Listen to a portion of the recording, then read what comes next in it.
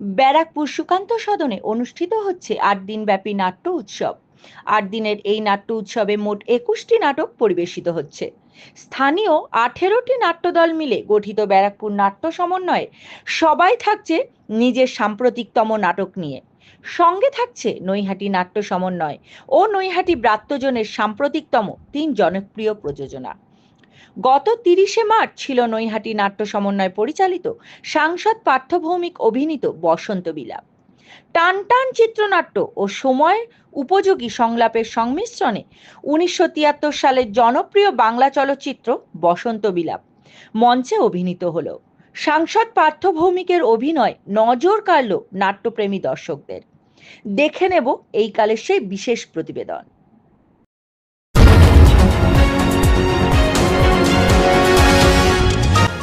আপনারা দেখছেন এইকাল.in, সঙ্গে থাকুন, ভরসা রাখুন।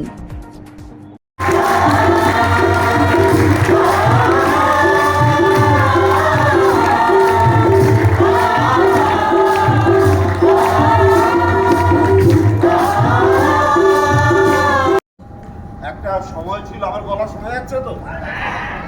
একটা সময় ছিল পাড়ার লোকে একদল মানুষ আড্ডা মারত, লাগবে না? পাড়ার একদল ছেলে, তারা পাড়ার লোকে আড্ডা মারত। এই পাড়ার ছেলেরাই সরস্বতী পুজো করত, কালী পুজো করত, দুর্গা পুজো করত। আবার এই পাড়ার ছেলেরাই পাড়ায় কারোর বিয়ে হলে, যার বিয়ে হচ্ছে তার বাবাকে চিন্তা করতে হতো না, পাড়ার ছেলেরাই সব কাজ করে দিত, পরিবেশন থেকে আরম্ভ করে বাজার ঘাট সব কিছু করে দেওয়া।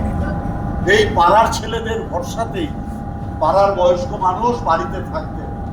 মাঝরাতে যদি তার শরীর খারাপ হয়, ওই পাড়ার রকের ছেলেগুলো তাকে ঠিক হাসপাতালে নিয়ে যায়। আমার আসন্ন প্রসবা কোনো বোন নিশ্চিন্তে বাড়িতে ঘুমাতে, আগে 2-3 দিন আগে তাকে নার্সিংহোমে ভর্তি হতে হতো না, কারণ আমার ওই বোন জানতে মাঝ রাতেও যদি প্রসব যন্ত্রণা ওঠে, তাকে নিশ্চিন্ত জায়গায় পৌঁছে দেওয়ার দায়িত্ব পাড়ার ওই রকের ছেলেগুলো।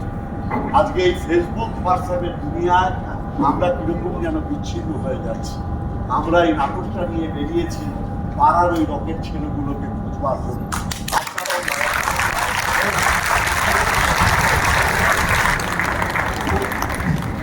আমাকে শ্যামল গঙ্গোপাধ্যায়, সাহিত্যিক শ্যামল গঙ্গোপাধ্যায় একবার বলেছিলেন যে সব গল্পই আসলে ভালোবাসা। এখানে যত দর্শক আছেন সবার হৃদয়ে কোথাও না কোথাও একটা পোড়া দাগ আছে। সেই দাগ, এটা থিয়েটারই পারে যে সেই দাগটাকে সবার মধ্যে জুড়ে দিয়ে একটা বড় কথা মঞ্চে হাজির করা। থিয়েটারের মানুষ ছিলেন, এই ছবিটা তৈরি করেছিলেন এবং আপনারা সবাই জানেন যে এটা একটা সুপারহিট ছবি।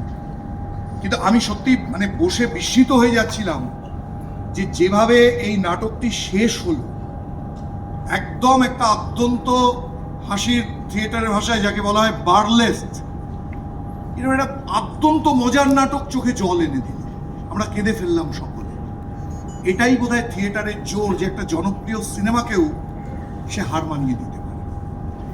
আমাদের এই নাট্যমৈত্রী বন্ধনের, আমাদের এই নাট্য সমন্বয়ের যে উদ্যোগ, এই নাট্য সমন্বয়ের উদ্যোগও সেই ভালোবাসার ভিত্তিতে তৈরি করেছেন।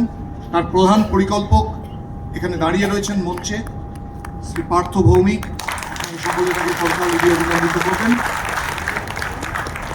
প্রথমে আমাদের তরফ থেকে সংবর্ধিত করা হবে এই নাটকের যিনি প্রযোজনা নিয়ন্ত্রক, কারণ এই নাটকের যিনি নির্দেশক দেবাশিস, তিনি আজকে আমাদের মধ্যে উপস্থিত নেই।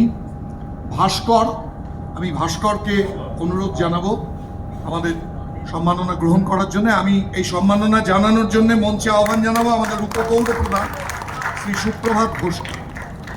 এই উদ্যোগে ব্যারাকপুর পৌরসভা আমাদের সহায়তা করেছে। এই হলটা সম্পূর্ণ নতুনভাবে তৈরি হয়েছে এবং পরিপূর্ণ সহযোগিতার হাত বাড়িয়ে দিয়েছে ব্যারাকপুর পৌরসভা।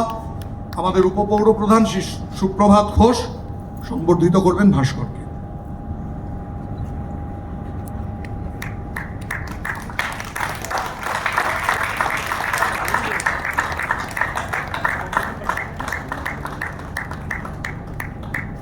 ভাস্কর এই মুহূর্তের বাংলা থিয়েটারের গর্ব। ভাস্করের হাতে আমাদের স্মারক তুলে দেওয়া হচ্ছে।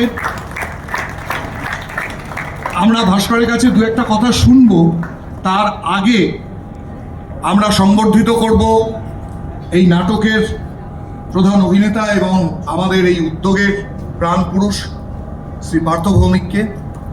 আমাদের ব্যারাকপুর নাট্য সমন্বয়ের তরফ থেকে আমি তিনজনকে মঞ্চে আহ্বান জানাবো। আমাদের সহসভাপতি শ্রী প্রভাস সরকার, আমাদের যুগ্ম সম্পাদক, অন্যতম যুগ্ম সম্পাদক রণধীর রায়, এবং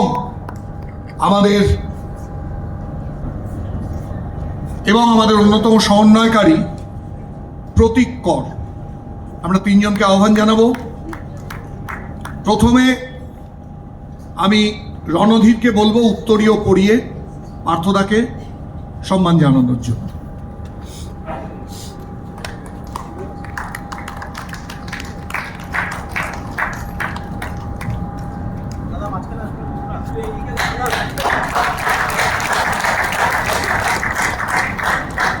আমি আমাদের যে মেমেন্টো সেটা তুলে দেওয়ার জন্য প্রতীককে অনুরোধ জানাবো।